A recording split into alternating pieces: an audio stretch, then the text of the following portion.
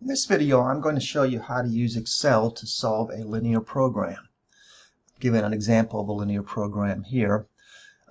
First off, a linear program has variables. Notice that I have three variables. I have x sub 1, x sub 2, and x sub 3 throughout the problem. It also has a linear objective function, which is always something that you'll either want to maximize or minimize, depending on the application.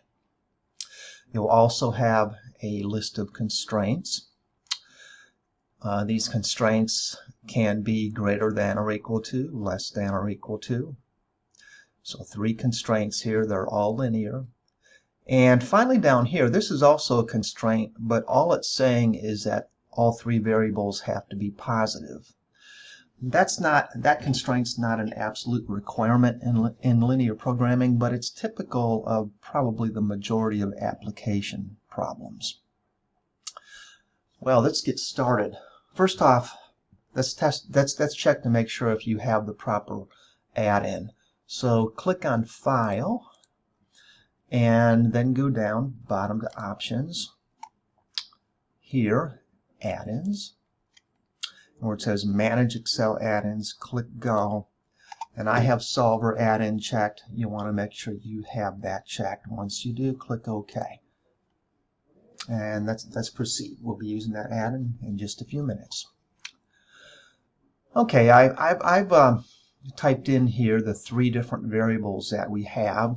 Some labels there. These will help label these three columns.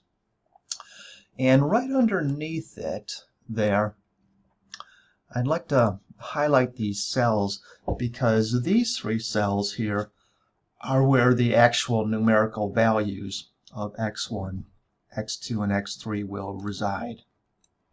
Let me just tidy that up. There we go.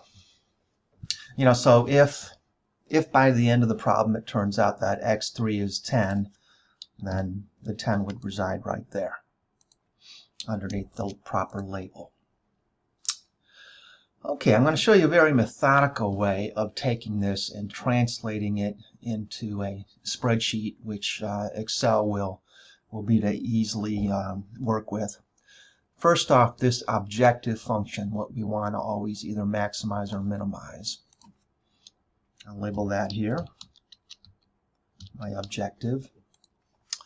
And let's try. Here's what I want you to do first. Just simply take the coefficients of these three terms and type them in, under the proper column. So that would be a 5 for the x1, a 3 for the x2, and then here notice a -6 for the x3. Okay. Now, before we do anything else, let's do the same thing with these constraints. Now notice the constraints, in addition to having this polynomial here, they then have an inequality symbol and they have a number on the right hand side. For right now, ignore what's to the inequality symbol on the right and simply take your coefficients from the left hand side and put them in over here where they would where they belong. So how about this? First we have constraint 1, and so the coefficient for that would be an implied 1, a -2, and a -3. I'll put those in. There we are. Now for the next constraint. Now that has a 7 for the x1. Careful, there is no x sub 2 variable here, so since there isn't one, the coefficient of x sub 2 would be 0. But then finally x3, there's an implied coefficient of 1 for that. And then finally constraint 3. We have all three variables, so there won't be any zeros. When there's no number written in front of a variable, it's understood to be a 1. So that'd be a 1, a 1, and a 1, our coefficients. All right, we've got some essential things set up here. What I'm now going to do is show you how we kind of put things all together to create these statements. Notice that each of these statements has like a polynomial. All of them are like that.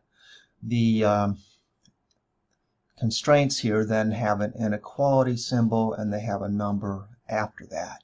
Well, what I'm going to first do is show you how to create the polynomial, which is on the left-hand side of each of these statements. So I'll just abbreviate this LHS for left-hand side. Well, for the first one, the objective, what we want to do is we want to create this polynomial, which is 5 times x sub 1. In other words, we want to have this 5 here multiplied by whatever later on happens to appear in this yellow cell here. We want to multiply 3 times what's here and negative 6 times what's here, and we want to add them all together. Fortunately, there's a nice formula that will do that for us very quickly. It's called the sum product. So do an equal sign in this left-hand side cell. Start typing the word sum product until you locate it in the drop-down box and double-click on it. And this is real easy, folks. All you have to do is select, first off, these 3 cells that contain the coefficients of that objective function, do a comma, and then select the 3 cells that correspond to your variables. Now don't select these. Remember, the actual value will go underneath them. That's why I highlighted them in yellow. Close your parenthesis and click OK, or rather click Return. Now why do we have a 0 there? Well, because right now these values are at 0. I recommend you test your formulas, especially when you're starting out. By testing them, like randomly pick some number here. So how about for x1? Let's just type in the number 10 just to see what happens. Yeah, I type in 10, I hit enter, and notice that LHS, that value has updated to 50. Why? Because what it's done is it's taken your 5 times the value of x1. 5 times 10 is 50. Let's try putting in a 2 here for the x2. Put in a 2 and put enter. And notice it's bumped it up to 56 because we had 5 times 10 is 50 plus 3 times 2 is 6. Okay, so it's working real nicely. I'll just go and reset those back to 0. I only showed you that just to test the function.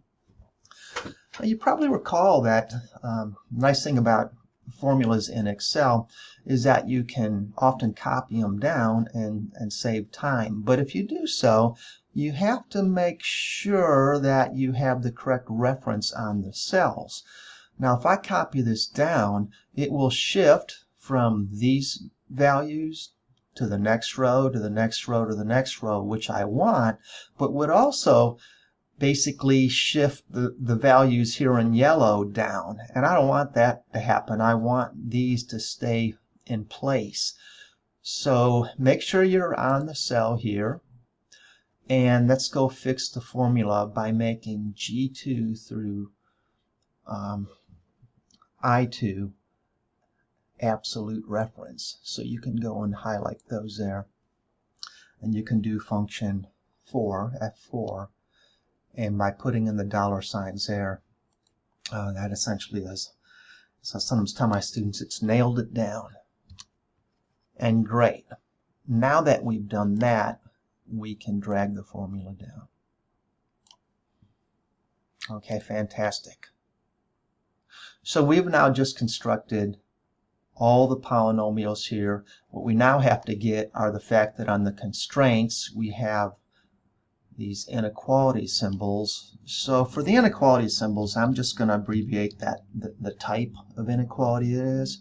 Now there won't be one for the objective statement, so let's come down here. There will be for the 3 constraints. Notice they're greater than or equal to, greater than or equal to, less than or equal to. So I just want to type those in there. I like to have everything nice and neatly organized. And there we are. And finally, the 3 inequalities also have a number on the right-hand side. I'll abbreviate that, RHS, right-hand side, and just type in the three numbers that you see on the right-hand side. There's a 2, a 5, and a 10.